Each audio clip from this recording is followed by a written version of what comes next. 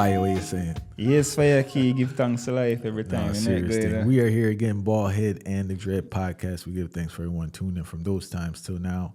Fire, what reason about today? Well, today we are talking about the concept of neocolonialism, how it's alive and well across the world.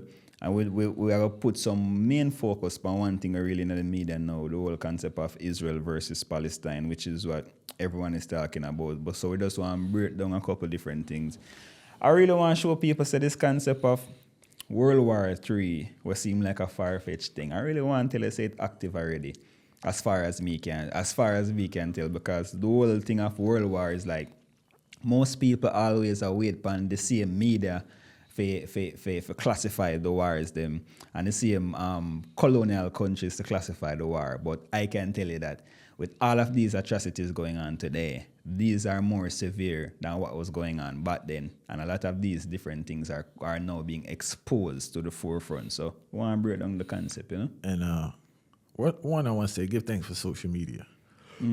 Because social media has kind of been the saving grace for the masses for information.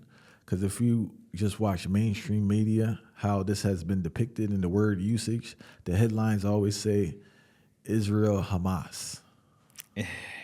You get what I'm saying? So it shapes your mind already because Hamas is not a country.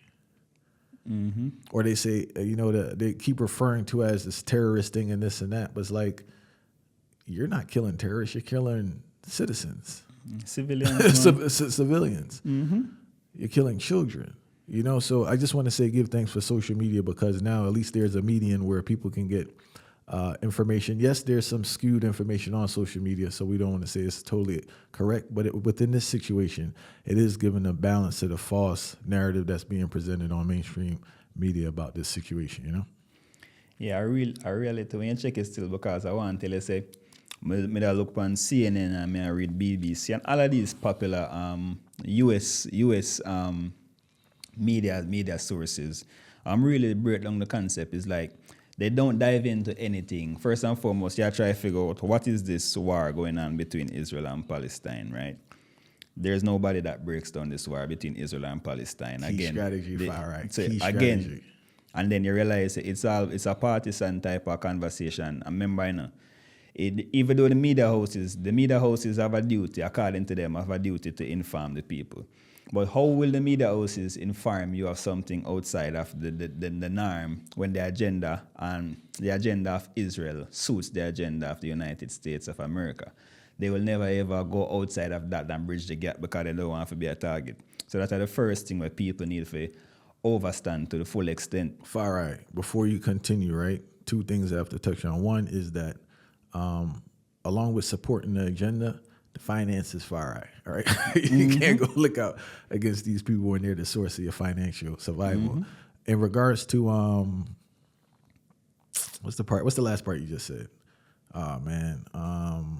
Speaking out.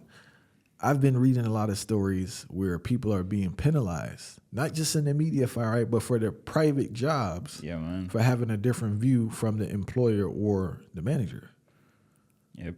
So I'm not sure where this thing is leading right now because, a person, if you're not giving 100% support to Israel and you say you're with Palestine or have a view that differs from the mainstream narrative, you're being terminated from your job. Yeah, because the jobs them now, where the job them are the jobs, both the jobs and the school, something I know directly, they're sending out messages to employees and sending out messages to students with that perception of that these people are the enemy and these people are the allies. So and there's clear messages now. And I know of even a case where a student even questioned that narrative, and then there's a follow-up addressing that narrative, but not addressing the narrative in a sense of okay, I wasn't aware of this, but addressing the narrative of okay, this is what it is. And I'm sorry if this message offends you. Because you see what really are going, people now overstand what really take place in a fire. Because to date, the man they mentioned say there's approximately 10,000 people who dead in this war. But nobody never even look on you and tell you, say, okay, the population of Palestine then is a little bit over 50% of children, which is 18 and under. and then the death rate of children is surging approximately 5,000%. Sorry, 5,000 deaths. So if me meds that right off the top now, 50% of death that are children. So how can we justify that? And then on top of that justification now, the House of Representatives just approve a bill for 14 point something billion, 14.3 billion, I think, in aid of Israel. So when we think about the concept of that now, you're basically telling me, all right, even if I don't agree with this concept, even if I know that this is modern neocolonialism to the fullest extent, I'm technically supporting this because my tax dollars, which I don't have a say in where it goes towards the aid of this. And then on top of that now, you have all of these Israeli politicians and Israeli representatives who blatantly come out to the forefront and mention that they plan to exterminate. These are words used by politicians. It's not about, most time politician talk, it's always like an indirect speech. But now these people are so straight to the point and bold. The word extermination, eradicate. These are them words are not normal words, extermination, eradicate. And then up to yesterday, I read again where one of the minister of culture from Israel mentioned that probably one of the way to eradicate and get rid of this whole conflict with Gaza is to approve and let go a nuclear bomb in Gaza. And I know people don't like this terminology and they think it's over the top, but I think a representative, a female cisgen out of Michigan, was telling Biden how this is obviously he's supporting genocide. Mm-hmm. Other people have been putting the words out on genocide, right? When we hear about genocide, a lot of times they think about it as some evil, spooky person. They go to Hitler, right? That's their default. They go to Hitler.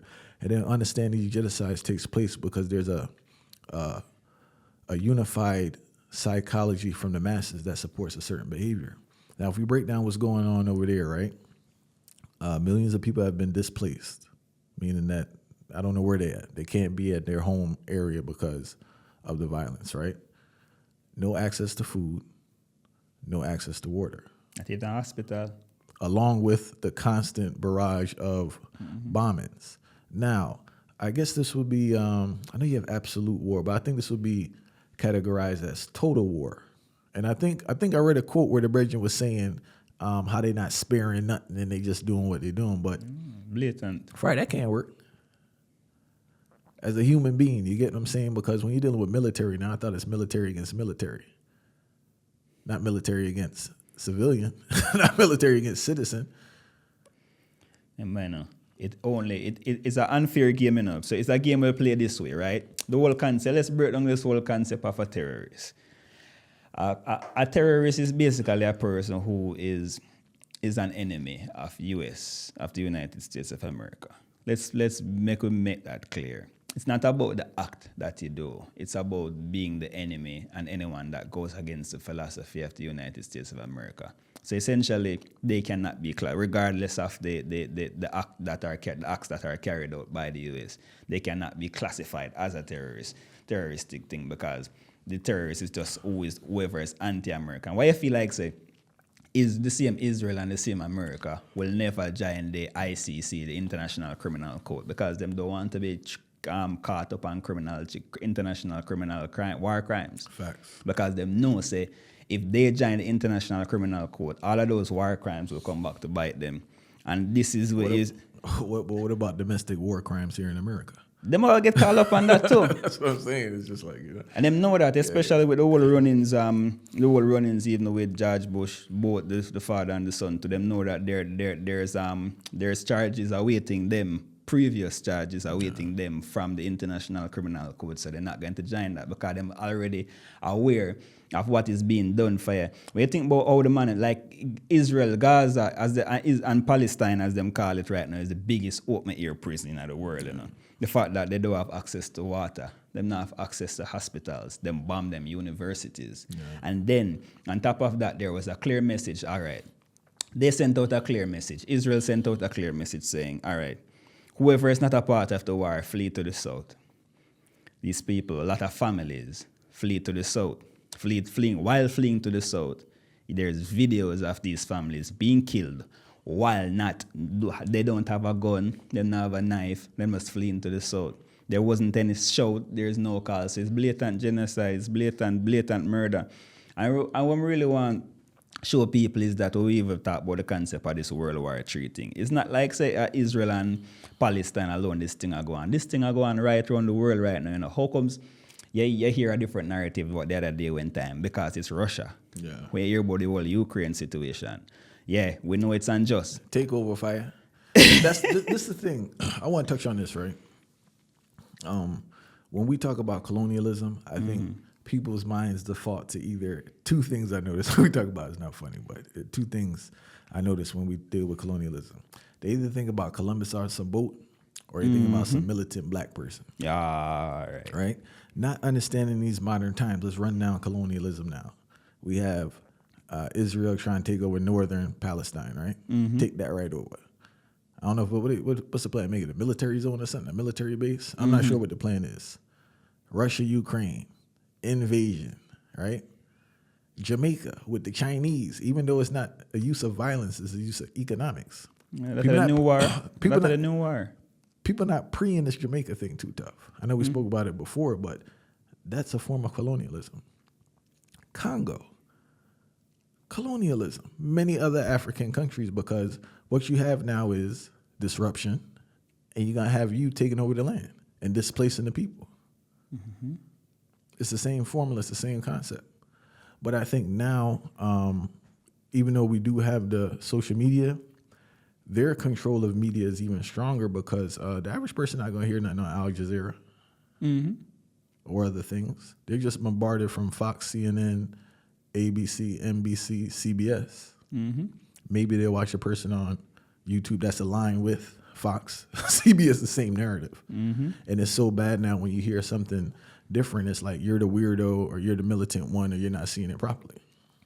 Well, that's no other thing. So everybody, I or think, even us right now, a person will listen to us and be like, we're talking pure foolishness. Yeah, because out of the norm, it disrupt the whole status quo now. I even mention Congo. I don't even want to skip over this whole concept of Congo because I know that the whole Israel and Palestine is the mainstream, and then before that it was in the mainstream it was Russia and Ukraine, which is still going on. You don't hear nothing about that again.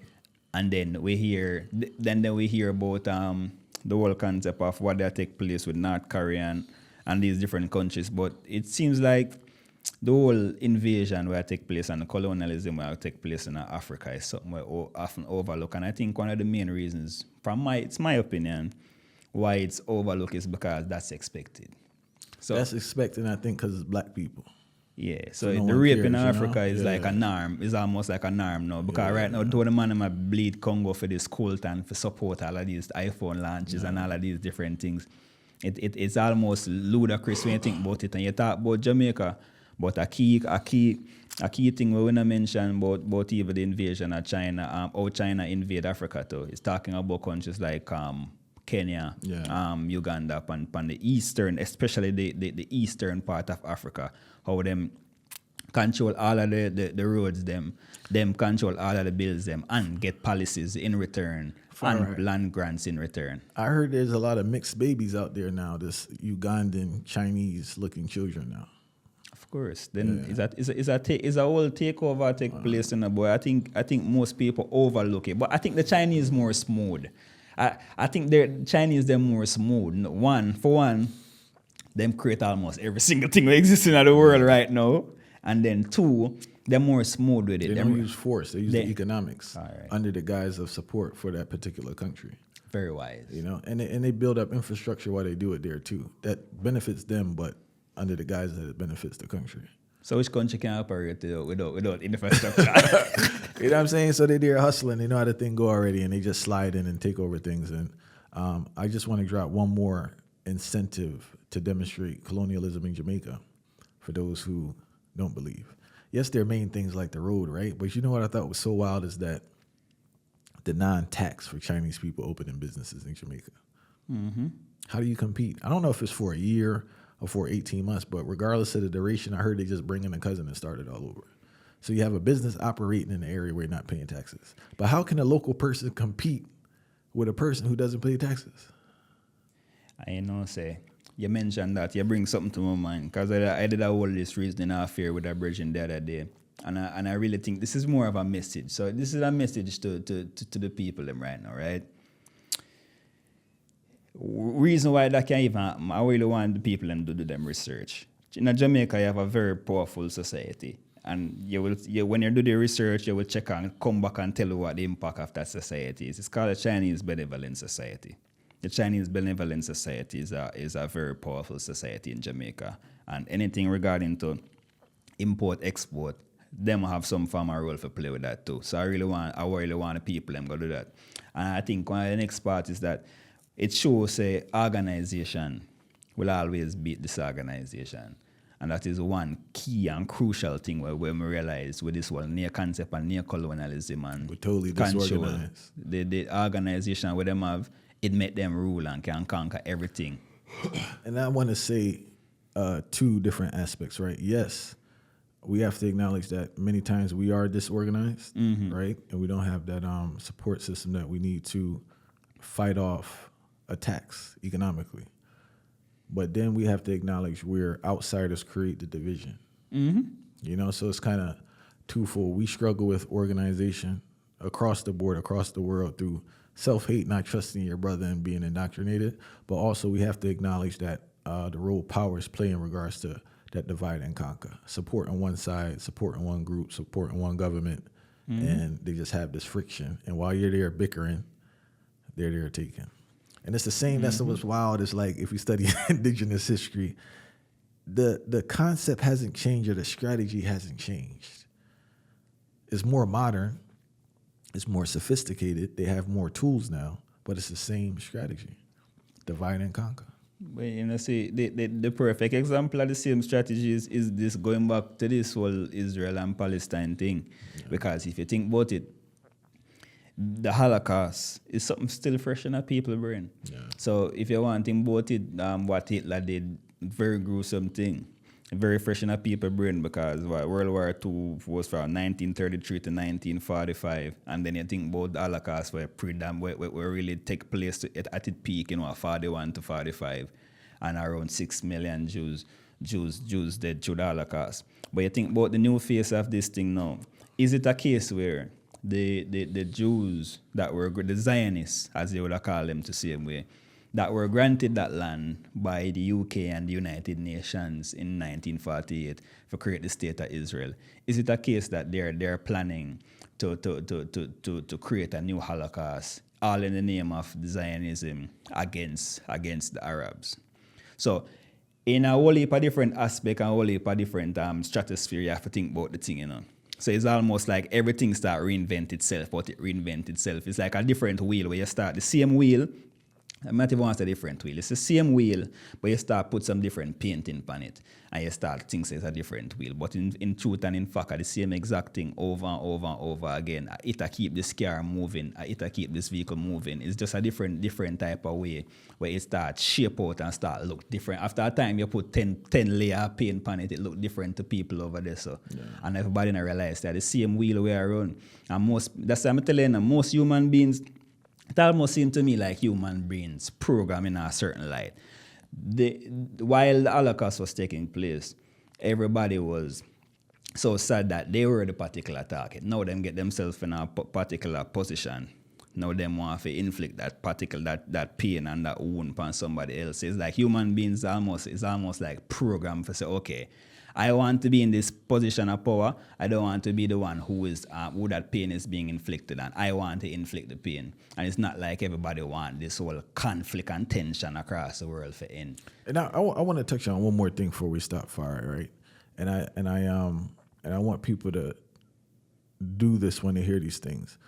We have to put things in the context in regards to who's doing the particular act. Mm-hmm. So many times it's like Israel, and they take on the whole country or everyone affiliated with them, and that's not the case. Mm-hmm. Yes, you have many people who just support it, you have people who don't support it, but they're not the ones in the position of power to push these actions forward. Mm-hmm. And I think sometimes we generalize and we put the citizens with the politicians. Mm-hmm. You get what I'm saying? Mm-hmm. And I think people need to have that understanding when we talk about politics. and we talk about things that are being done. And one more thing I want to let the people know is that when you hear the news, right, put on your thinking cap. Because the news, as you explained earlier, they don't break anything down. They'll give you headlines to put these ideas in your head, but they don't break it down, because if they broke it down, it wouldn't make any sense. So they constantly hit you with sound bites. Mm-hmm. So you either have to take time to do a little research, or you just need to pause. Because I hear people saying these sound bites. That's all I hear. They're saying these little sound bites about the situation. They don't clearly understand the situation. Mm-hmm. And they themselves now are being used as a tool to spread the propaganda that they want to spread. Because you're repeating what they told you. Mm-hmm. Same way, so. You know? Same way, so. We think about it, but I know the funny part to it, because there is something funny, real funny, when you think about it. There's two main things, right? So one, I was watching the news recently, and a representative of Israel mentioned that, of course, the destruction of Palestine this is their words. Of course, the destruction of Palestine is the main reason why we're doing this. And then it take them 10 seconds. For much if you make a statement and take a 10 seconds for realize you say something. Yeah. And then they reenact the statement and say, of course, the destruction of Palestine is not. Yeah. And then try to expose. So I mean, sometimes the truth come out same way. Big time, yeah. And I think people need to pay attention to the truth to really come out, and don't make the truth come out and you still get caught up with the lies. Because there's one thing where the media good at, it's making a good man look bad and making a bad man look good, Yeah. Because them have the different alternative, them have the different means, and them have the enforcers for do that. Big time. So I really want to talk about these enforcers to where the system have, Who are these enforcers? The enforcers are even the very people who watch it, because they say this propaganda thing is not a normal thing when it comes to war, Big time. And when propaganda connected to war, it almost like it's a burning. It's like them, the dry fire them go on a Canada, it just spread and spread and spread and spread and spread. And that's how them have new recruits for kind of enforce and keep them system functioning. And you don't want to be that person who keep the very system where you complain about functioning by supporting bad habits, supporting genocide, supporting war, supporting criminal activities, when overall you mentioned that you are a person who don't want to see war and don't want to see criminal activities. So you have to be careful how much you support colonialism. Think about the forms of colonialism where take place. Think about the forms of war crimes where take place. And see what going on. The next thing is you see this capitalism thing where we keep on talk about again. Them benefit whole heap of that now, because right now, at an all-time high, knowing that weapons are being sent from US to Israel, who will benefit? Yeah. When time more guns and more weapons of mass destruction have to create. Now the companies, them will benefit again, see it's a profit increase. Why do they care at all? Yeah. Yeah.